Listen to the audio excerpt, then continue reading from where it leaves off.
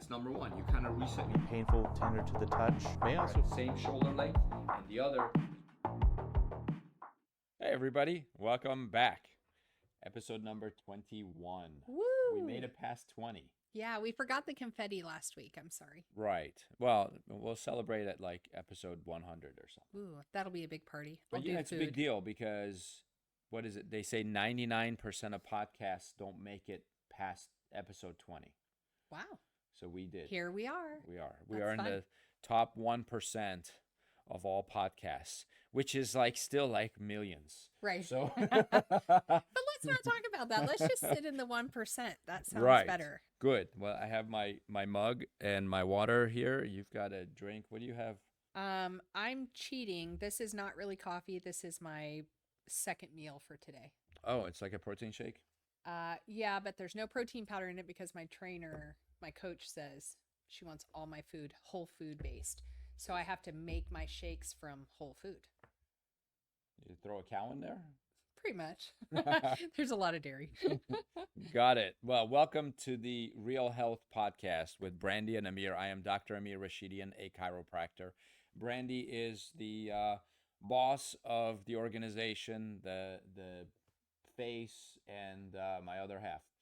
So, and today we have a lot of good stuff to chat about with you. Some fun ones. We're going to talk about AI today. That's right. We're going to talk about It's one of my AI. favorite We're topics. going to start out with a cholesterol article because we kind of warned you we would talk about cholesterol and it's linked to dementia. And then we'll talk about our trusted FDA and how they're handling certain things. And we have some good stuff for next week as well. I don't think we're going to be able to get to it. That's why I'm going to push it to next week. But what do you say we get started with? Let's do it. With our first one.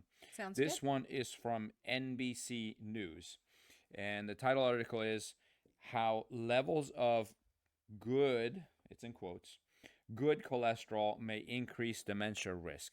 Now, I want to say something right off the bat is I have never been a fan of labeling anything good and bad that the body makes. Right. Your Because body- it's all necessary for Right. some purpose, right? Yeah. So why would we say it's bad? Just like they say, oh, cortisol is the stress hormone, but it literally helps you survive stress. So we should appreciate it. Right. We should We have to understand how everything works together, right? I Yeah. actually giggled because in one of our articles today, they're like, we finally have seen how all the organs work together. I'm like, this is new. We should have known that. We've known that all along. So I got a little bit of a chuckle out of that. So we'll get to read some fun statements, but Okay, sounds good. So they're saying good cholesterol may increase risk of dementia. So I guess it's not any good anymore. It says the so-called good HDL cholesterol may not be as healthy as experts once thought, a new study suggests. The new study published Wednesday in Neurology, that's the journal Neurology, found that having either high or low levels of high-density lipoproteins or HDL cholesterol may increase the risk of dementia in older adults. The relationship between HDL cholesterol and dementia is more complex than we previously thought. I didn't think we had any thoughts towards cholesterol and dementia before. But I didn't. anyways, the study lead author Erin Ferguson, a doctoral student studying epidemiology at the University of California, San Francisco, said this. She said, while the magnitude of this relationship is relatively small, it's important. The study, which was supported by the National Institutes of Aging and the National Institutes of Health, included more than 184,000 adults with an average age of 70. None had dementia when the study began. Researchers used a combination of surveys and electronic records from the Kaiser Permanente Northern California Health Plan to track cholesterol levels, health behaviors, and whether someone developed dementia over about 13 years. During that time, just more than 25,000 people developed dementia. That's crazy. 25,000 out of 184,000. That's like 30%. That's really big.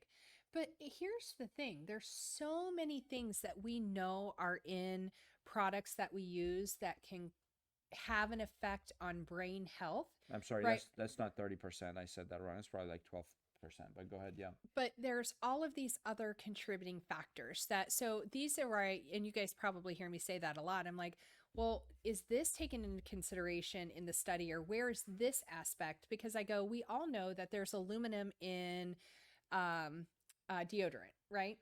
Or antiperspirant, I should say. And so, like, are all of those people, and we know that there's a link to dementia with aluminum in the body, long-term use, right? Mm-hmm. And so we should probably look that study up if we're going to say that. But so there are links to things that we know we use on a regular basis. So I want to know how many of those people also were using those things. How many of those people took fish oil to support brain health? How many of those people, you know what I mean? There's Right. so many other things besides just cholesterol. That's the thing. That's why I mean that's one of the things I wrote in my book is that the monocausal theory of disease is gone. It's obsolete. It's outdated. Right. You can never say this one thing causes this other thing. That's not true. It's never been true. It never will be true.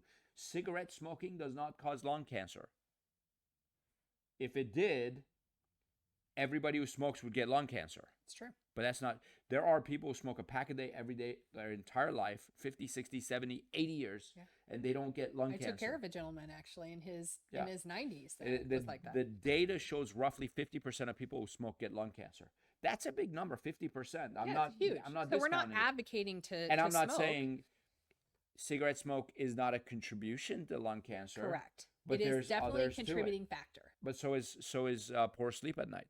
So is shift work. If you're a police officer or a first responder or a Right. nurse or a doctor and you have to work at night, that's a carcinogenic too. So Yeah. so if you smoke and have shift work, now you're more likely to get cancer. But like you were saying, they're not taking all that into account. Right. They're just looking at one parameter. And it makes me feel like we're headed to a cookie cutter approach, or Yeah. that's where we're sitting as we go, okay, if you do this, then it's leading to this.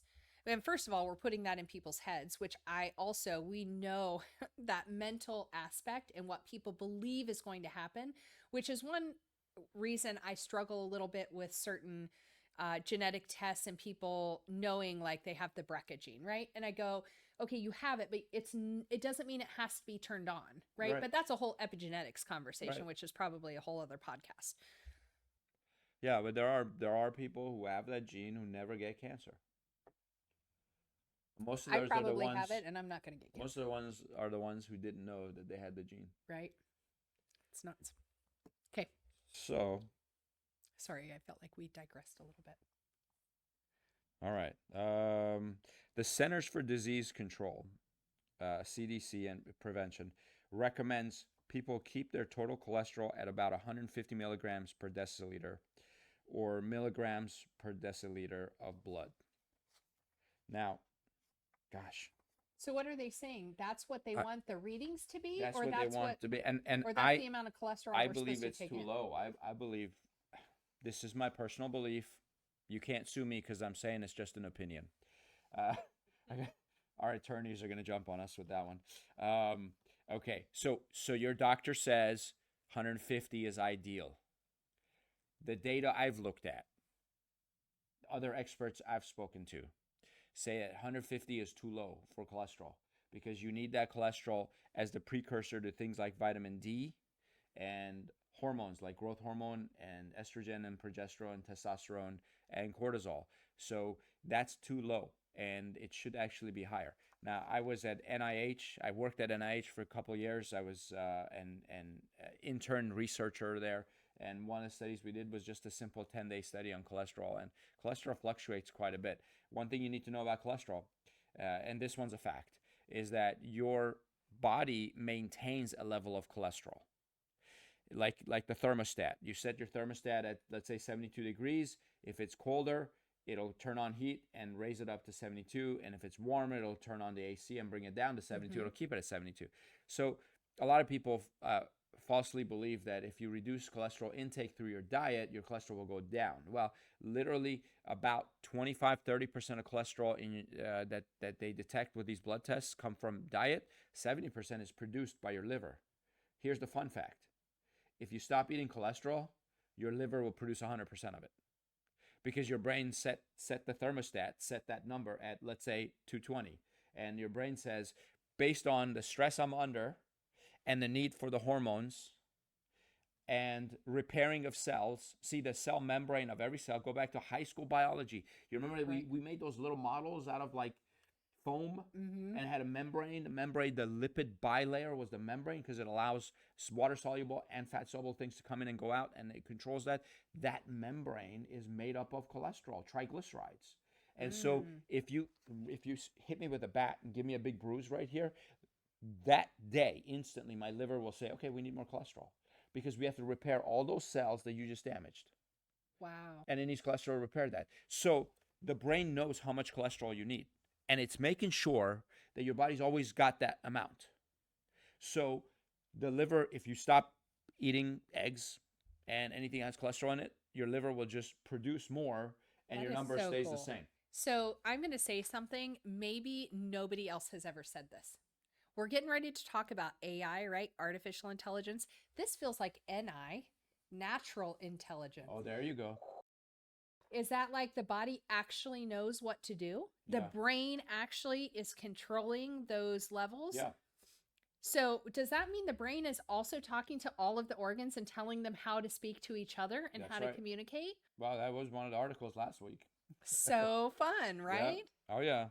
Oh, yeah. Trust your So body. natural intelligence. Listen, That's what we have. Here's the fact. Your body will never do something that reduces your chance of survival.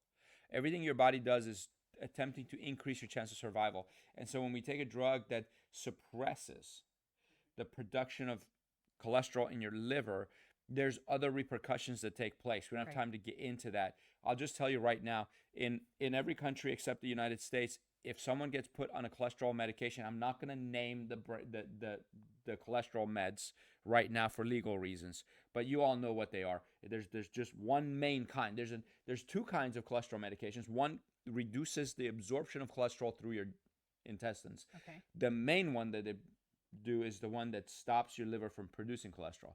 So for one, anytime it does that, it reduces the body's amount of coenzyme Q10.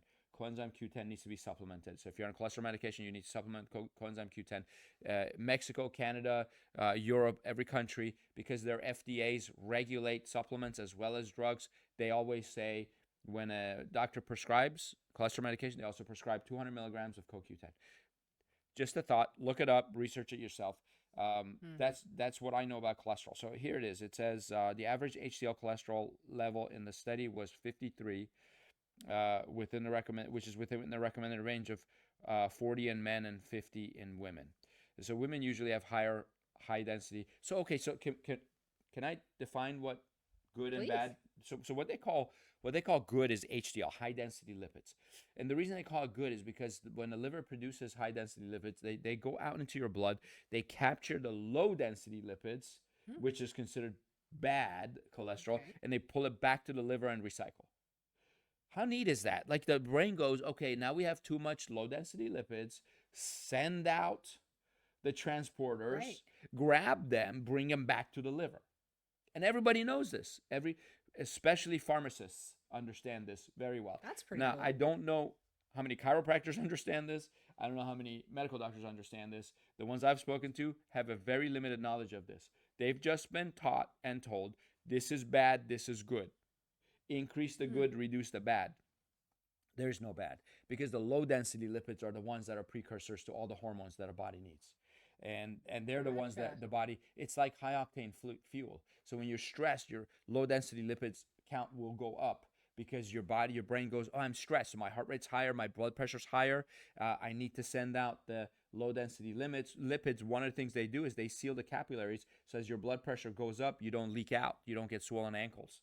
And another one is it's the precursor to the hormones like cortisol, and then it repairs cells that are damaged. So I mean, we need that to go up when we're So under just stress. know if your body is not able to do those things automatically, there, like you said, there are going to be other things that are affected by that. So it ends up being a cascade effect. And I don't know how many people are told when they're prescribed something, hey, we're prescribing it for this, but I do want you to know, here's what's going to happen in the body, right? Here's how it's supposed to function. Here's how that's going to change. And here's what we need to watch for, because now this is going to affect this, and this, right? Like I wish, and I'm sure there are doctors that do that, right? But I don't know if there's enough of them doing that. Well, I'm being generous. just to throw in my 2 cents, yes, there are doctors who do that, but they can't possibly do it because it's too complicated. Mm. Imagine a graph. You know how like you'll put like a little dot here, and you'll put 15 other dots around it, and you say, okay, this connects to this, and this, and each of those connect to these, and each of those connect to that. So you got a bunch of dots. Each dot represents a chemical or a molecule in the system of how the body works. So let's just reduce it down to just like the Krebs cycle, which produces energy for the body, which we all studied in biochemistry, and maybe a little bit you studied the Krebs cycle in the in high school biology, maybe even, but it's a biochemistry thing. Well, anyways, so they when they draw it in your textbooks, it's a circle. And it goes, this goes to this, goes to this, goes to this. The reality is it's a 3-dimensional thing. It's not even a 2-dimensional with a bunch of dots. It's 3-dimensional. And so this dot has a link to this, and a link to this, and a link to this, over here, over here, over here. And when you break one of those links by throwing a new chemical into the system, and now this can't go to this, well, more of it goes to this, to this, to this, to this. And there's probably no way to know how much of what. There's no way. There's no way to predict. And there's no way to predict what one drug does in the body fully. That's why they have to do trials, clinical trials. Because you can't predict it. You can study the body really, really well. You still can't predict it. And then there is even less chance. So there's 0 chance. Now there's even less chance of knowing when you throw 2 drugs into the system what it does. Yeah. We don't know. And we can't possibly know. That's why 2 people respond differently. They go, oh, this is a side effect. It happens, 20% of people had nausea and vomiting when they took this drug. 4% of people lost hair when they did this. Well, you have no idea what those 4% also had in their system. And one thing we know is this was admitted by medical schools, that medical students and medical doctors did not get much training on over-the-counter medication. Oh. And they don't really ask much either, because they think they can't. So you throw some over-the-counter painkiller into your mouth, but you're also on 3 different prescription drugs. You can't predict what that does. And isn't it so funny that I think there's a thought process, and you guys can tell me in the comments if it's wrong, but I mean, even knowing some of the stuff we know, we fall into this too. It's very easy to walk into a drugstore, right, and to pick something up off the shelf and really not even think of it as changing our body chemistry or changing how everything works together and what the repercussions are.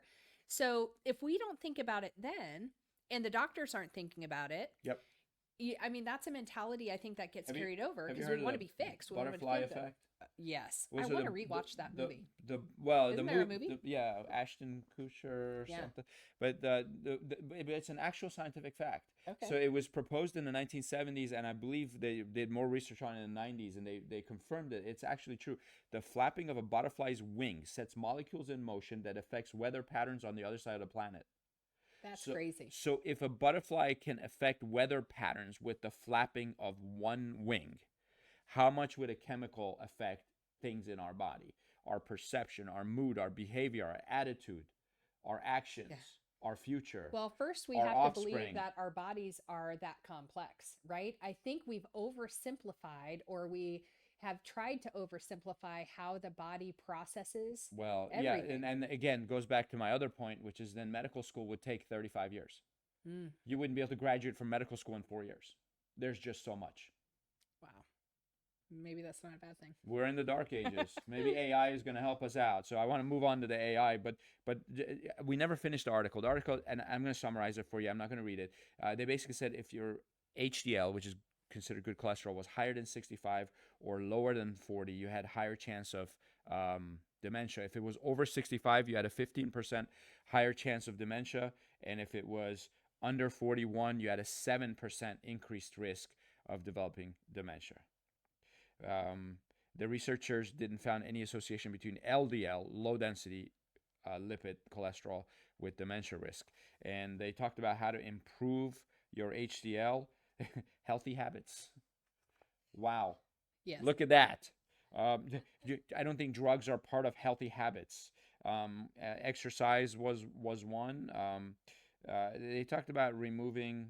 They talked about how HDL goes and removes the low density limits from your blood.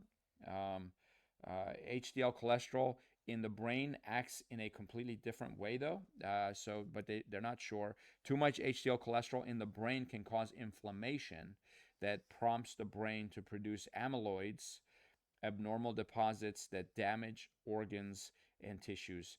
But amyloid plaques get cleared up, and beta amyloid plaques get cleared up when you go under deep REM sleep. So you have to protect your sleep. When you sleep, your brain detoxifies, and it breaks up these plaques and gets rid of them. Sleep is so But important. how interesting that the HDL increases. But then you mentioned fish oil. There are types of fish oil that reduce brain inflammation. Here's what. Just know if you are on a blood thinner, you really need to consult a physician before you just go and start taking Yeah. something as wonderful as fish oil, because Right. it also thins the blood Correct. and it can cause some issues. So be cautious They with will that. tell you not to take fish oil if you're on a blood thinner. Another recent study established a connection between genes linked to high HDL cholesterol levels and those that predispose someone to dementia. So there's been multiple studies that say high HDL can be bad. This paper might suggest that HDL could be a modifiable risk factor even in late life. And she said, but I wouldn't say that people have to be worried about this just yet. And I would agree with that. That's the part of the article I agree with. Don't worry about it. One question I've had, and then we can move on, is if we know fish oil is a blood thinner and it's good for the brain, why would we not just prescribe fish oil instead of a blood thinner? There's probably other attributes that they want that the medication does. Some people have a besides just the blood. hereditary predisposition to blood clots, and fish oil is just not enough to prevent that. Gotcha. So they're the ones need a that little bit constantly more. throw blood clots, and there's no stopping it. So they need to be on blood thinners lifelong. So genetic disorders, and then but you know, if you're someone who's been told, hey, take a baby aspirin every day, fish oil can substitute that one, but don't do it until you talk to your doctor. In fact, the FDA, I think it was 2 years ago, released an official statement saying we no longer recommend a baby aspirin a day.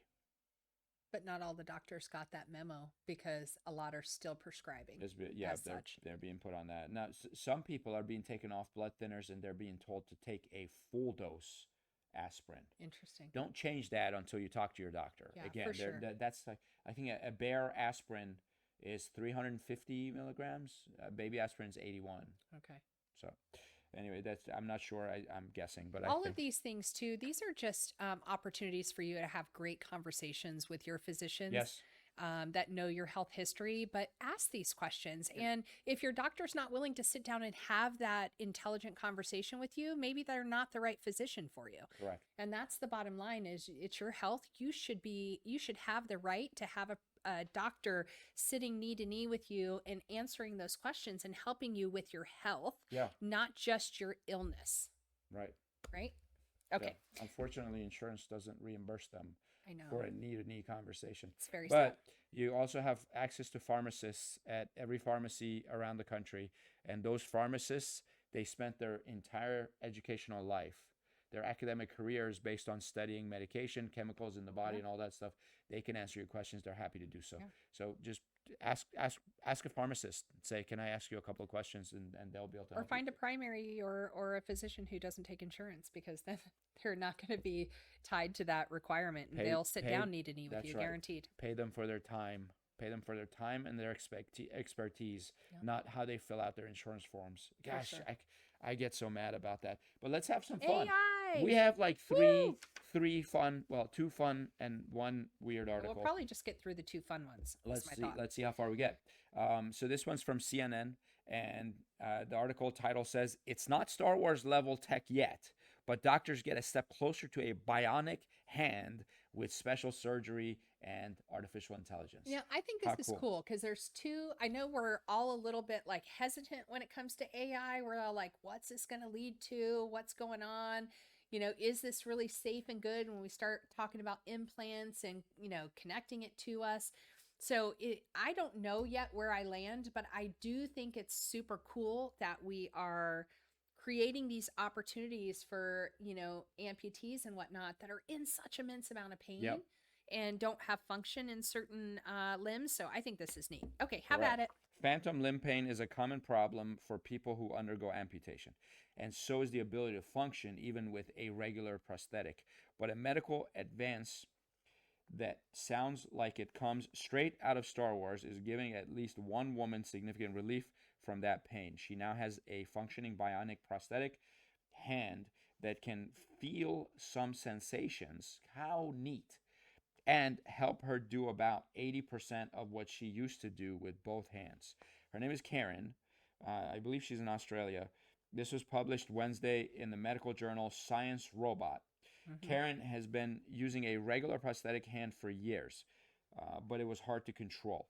It's uncomfortable, sometimes even painful to use. On top of that, the Swedish 50-year-old, maybe it's not Australia, maybe it's Sweden, the Swedish 50-year-old who lost her hand in a farming accident had been living with excruciating phantom limb pain for more than 20 years. It's a long She time said to it live with felt pain. like, yeah, it felt like I constantly had my hand in a meat grinder, which created a high level of stress, and I had to take high doses of various painkillers. Right. You're talking about pain for 20 years. You can't do an over the counter Tylenol Correct. or, painkiller. And then Correct. you get used to those things. Can you imagine the high Yeah. doses she probably had to take? Right. And then having to go through periods of not being able to take something to get her, clean her body up so she can actually have use of them again. I'm sure there were periods of that in Yeah. dealing with that pain. Yeah, it doesn't just suppress pain, it suppresses all sensation. The team says she's the first person in the world with a below elbow amputation to successfully get a bionic hand directly connected to her neuromusculoskeletal system. Karen's prosthesis is considered bionic because it is attached to her nervous system as well as to the muscles and bone. So, what first came to mind when I was reading through this is, we're talking about how amazing AI is, but let's not discount the body, right? Like Karen's body allowed these doctors, these researchers to attach a fake like prosthesis to her body, connect it to her nervous system. Oh yeah, just wait. And her they brain is reading that. They took a muscle from her leg and Yeah. moved it. I mean, so surgeons So embedded cool. a controller, a wrist-shaped battery unit, and a mechatronic coupler, a device used to transmit power that connects to the neuromusculoskeletal interface, so she doesn't need any additional equipment like a large battery or processing unit. To get the signals from the brain to the bionic hand, to tell it what to do and to give it a sense of touch, doctors transferred a muscle graft from the woman's leg to her arm so the nerves could reconnect to a natural target. Using the muscle also prevents the formation of new neuromas. Now, neuromas are when the nerve is cut from amputation, it balls up at the end, and that's what causes phantom limb pain, because that nerve it still thinks it's long, but it's not. It balled up into one little knot. So these are called neuromas, and they're one of the sources of phantom limb pain. So they had to remove the neuromas that she had Well, prior to the but surgery. they come back.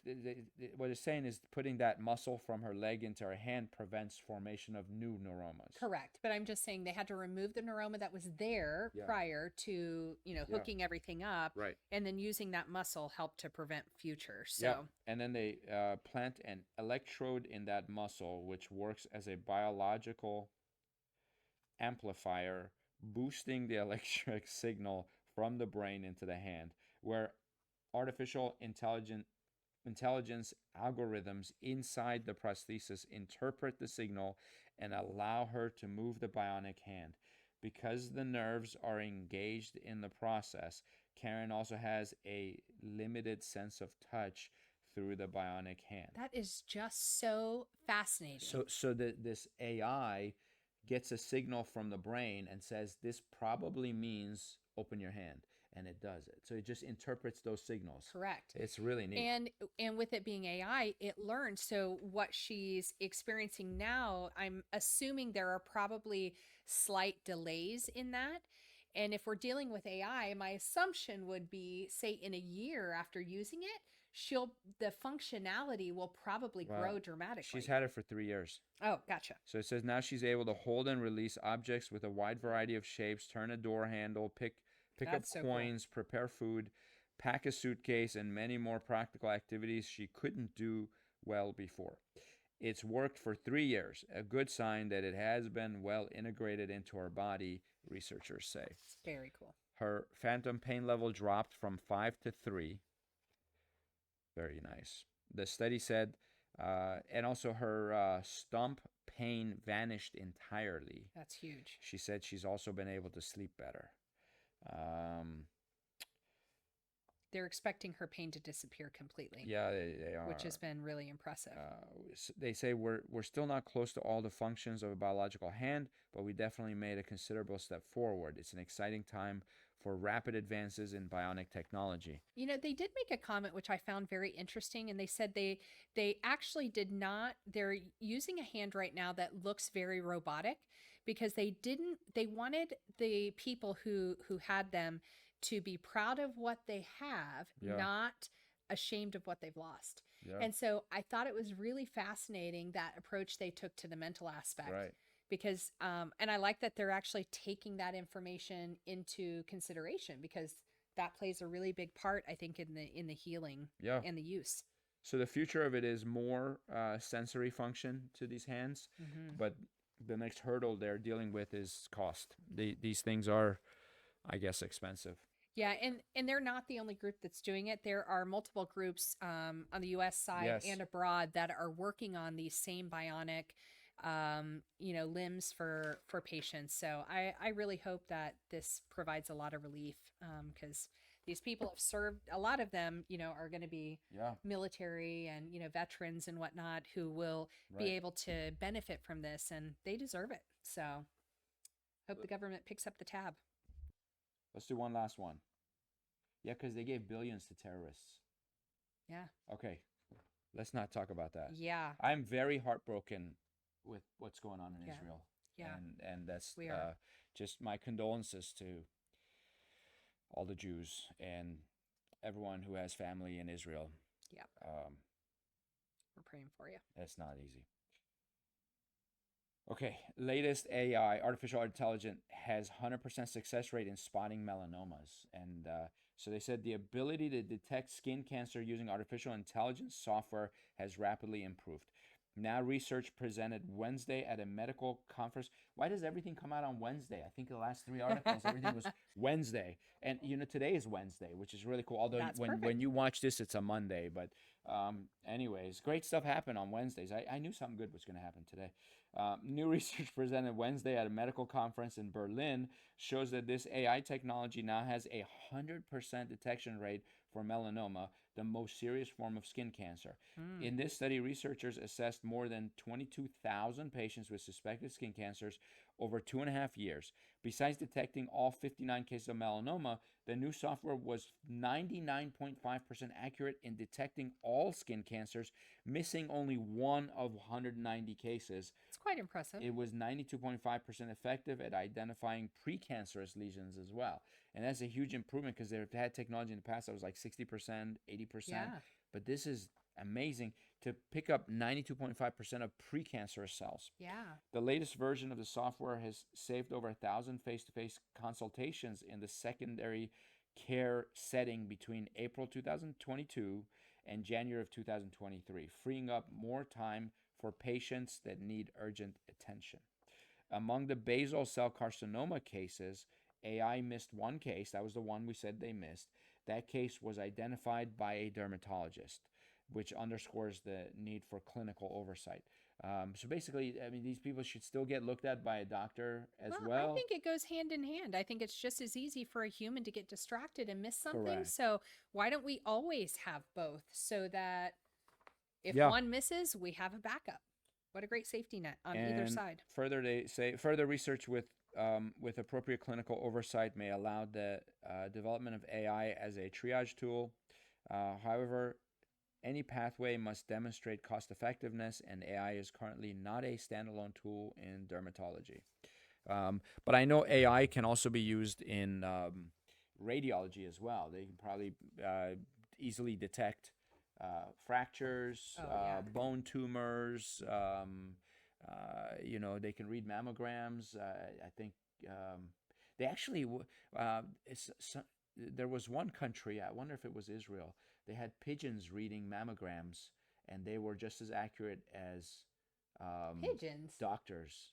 Okay, we might have to pull out some. We need to find that one. That's Don't fascinating. take my word for it. That'll be a fun read. It's just something I remember looking at a long time ago. We will save the FDA. We're going to talk a little bit about e-cigarettes. We're going to talk about how the organs work together, diabetes, heart disease, and kidney issues with another article. And then we have another article on immune system and preventing a cold and flu. And that one, we should have some fun with that because there's some funny stuff in there. Not so smart recommendations, or maybe things I disagree with, but I like disagreeing with things. I want you guys to disagree with us. So we love and appreciate you. Thank you for watching and supporting us, and congrats on episode 21. Yeah, good job. Good job to you. All right, good job to you guys. Thanks.